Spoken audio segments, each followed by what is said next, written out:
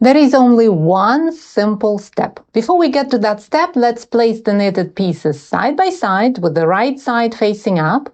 Attach a piece of yarn that is at least twice the length of the future seam and thread this yarn into a wool needle.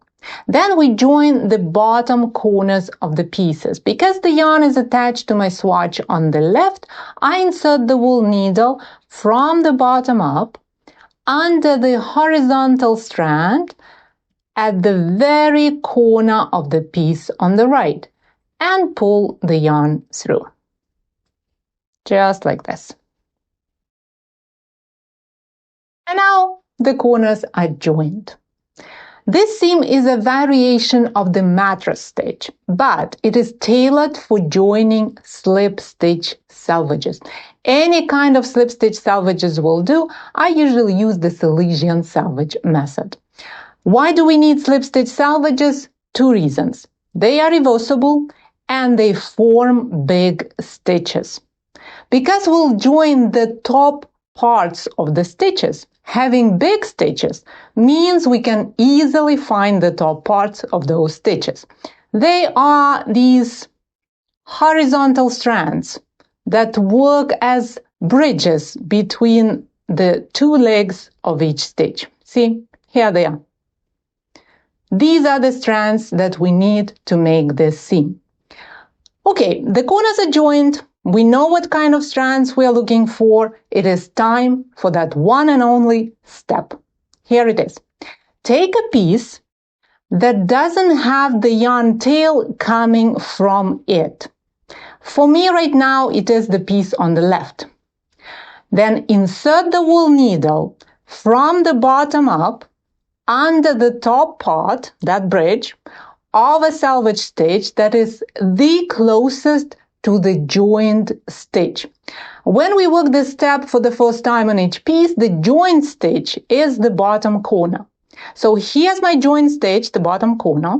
The closest stitch to it is this one. And here's the top part of that stitch. So I insert the wool needle from the bottom up right under that strand. And then I pull the yarn through.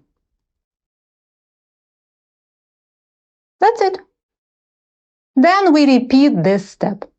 The yarn is now coming from the piece on the left. That means I should take the piece on the right, find the top part of the next stitch, which is right here, go under that strand from the bottom up, and pull the yarn through. You can pull the yarn tight after every stitch or tighten it after you join several stitches. It is totally up to you. To make the seaming faster, hold the edges next to each other, like this, and repeat the same one step. So next stitch on this piece, pull through, the next stitch on the other piece, pull through, and we do it again and again and again and again. And let's do it one more time, just like this. See how easy it is? And again. And then we tighten the seam. That's how we do it after we worked several stitches. And before you know it, you'll join your knitted pieces with a neat seam that has no ridge. It is absolutely flat and looks exactly the same on both sides of the fabric.